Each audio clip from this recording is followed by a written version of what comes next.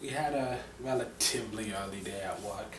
Honestly, I left an hour later than I should have because our owner just loves to just pile shit on. He hates letting us go early, which is weird since, you'd think most people would hate having to pay extra money when you don't have to, but whatever.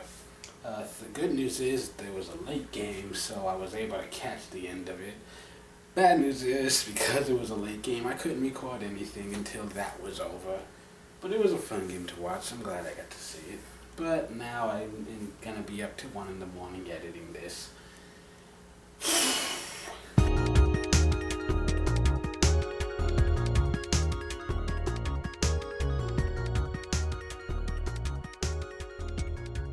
Greetings and welcome to the Fan Perspective. I'm your host Nathan Nyland. This is WNBA Weekly, the show where twice a week, usually on Mondays and Fridays, I will talk about everything that's happened recently in the association and things I'm looking forward to in the upcoming days. We had a full slate of action this week. First, we start on Tuesday where you have Tina Charles continuing to be the double-double machine. She has had double-doubles in every single game this season. She continues carrying a very heavy load for her team. Unfortunately, she doesn't have much help from other people around her. And then you're playing the Lynx, who they had 3 people in double figures, of course led by 25 for Maya Moore. They managed to win their 6th straight game while handing the Liberty their 3rd straight loss. And then also on that same day you had the Sun versus the Mercury. Both teams had 5 players in double figures. The Mercury playing just slightly better. They managed to edge past the Sun to get their 2nd consecutive win. Then on Wednesday, you have a battle between the 2 leading candidates for Rookie of the Year. You've got Breanna Stewart with 22, Tiffany Mitchell with 19. The Fever managed to get a win against the Storm. And then also later that day, you have the usual suspects showing up for the Washington Mystics. They've got 4 players in double figures. But they're playing the Chicago Sky. The MVP, Delle Donne, she was 1 rebound short of a double-double. Chicago manages to win their 2nd straight road game. Then on Thursday, only 1 game in action, the late game between the Sparks and the Stars. And you had Kayla McBride with 20 points, Kayla Alexander with her first career double-double. But you also have the Sparks with 4 players in double figures, led by a huge double-double from Nneka Ogwumike. LA manages to keep their record completely untarnished. They are now 6-0. So after all the excitement from this week, here are the current standings.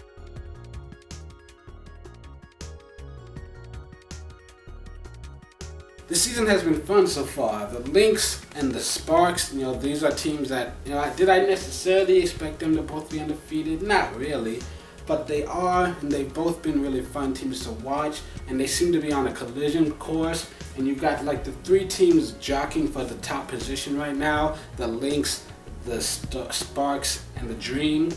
And, none of them have played each other yet. And so those will be some interesting matchups to see down the road. Now you've got the Liberty and the Wings, 2 teams who I picked the 1st and 2nd in my preseason power rankings. And they started off fairly well, and they were sitting at the top, but losing streaks have pushed them down a little bit. The Liberty started undefeated, have been winless since, and now they're barely hanging on to a playoff spot right now. But the good news is for both of these teams is that they're allowed to struggle right now because they're missing some huge stars. So both of these teams have big names that are expected to come back, and so they're expected to get a lot better when those names return. So it's not too disappointing to see them struggle just a little bit. And it's not like New York is getting completely blown out every single game. It's like they're just losing down the stretch because they can't put up points because, Tina's the only one who's really scoring that easily, and she's getting triple teamed every time she touches the ball. Also, for those of you who don't realize it, today is June 3rd, so the month of May is over, and a few awards were handed out. Breanna Stewart, Rookie of the Month, Candace Parker, Western Conference Player of the Month, Tina Charles, Eastern Conference Player of the Month.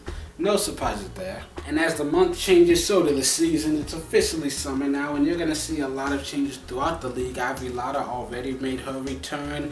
Skylar Diggins, she played 1 game, then she's been sitting out ever since, but she will be back at some point in time. I'm looking forward to that, whenever it may be. But Glory Johnson, her suspension only lasts for one more game, and then she's jumping right back into the fold. And we got Breanna January finally suiting up for the Fever. I mean, the league is in full swing right now, and so far we haven't had any major injuries to the superstars.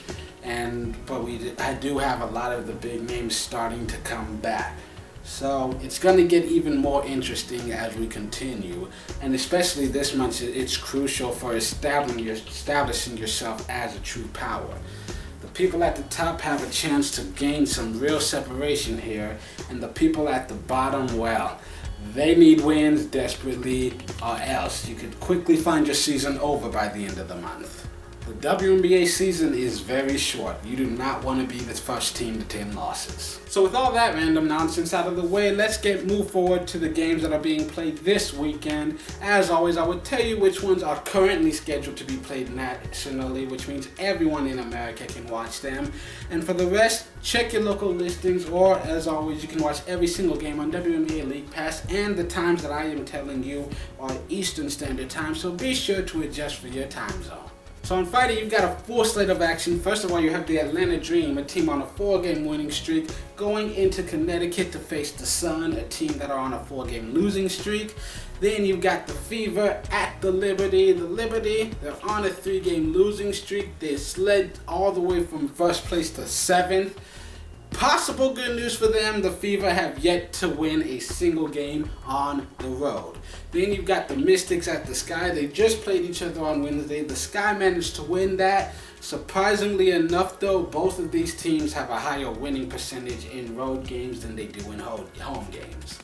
And then the night finishes off with the Storm facing off against the Mercury. And the Mercury, after a horrible start to the season, they have a chance to potentially win their 3rd straight game and possibly get their first road win of the year. Then on Saturday, you've got the Wings at the Lynx. The Wings, they've lost a few games in a row. They're in a bit of a free fall. And, one more loss will send them under 500 for the first time this year. And unfortunately for them, they're playing the undefeated Lynx. So good news is this is the last game of Glory Johnson's suspension. So after this weekend, she'll be back, probably. And then you've got the Sparks at the Stars. They just played each other literally a few hours ago. And so now they're going to go at it again, this time in San Antonio. And, the Stars, they played slightly better than I expected them to, especially on the defensive end. If they can bring that same kind of energy, except maybe add a few more points to the board, I think they could be in position to potentially pull off the biggest upset of the weekend. I don't actually expect it to happen, but as a Stars fan, I'm going to be hoping. Then on Sunday, you've got a couple of afternoon games, both of these at 3 o'clock Eastern Standard Time. You've got the Fever at the Sun, as well as the Mystics at the Dream. And then you finish off the weekend with the Liberty at the Storm at 7 p.m. Eastern Standard Time. So that's it for this edition of WNBA Weekly. Be sure to like, comment, subscribe, and all that other bullshit. The next episode will be up on Monday. And until then, this has been The Fan Perspective. I'm your host, Nathan Lyle, and I hope you have a great weekend. I hope you enjoy these games.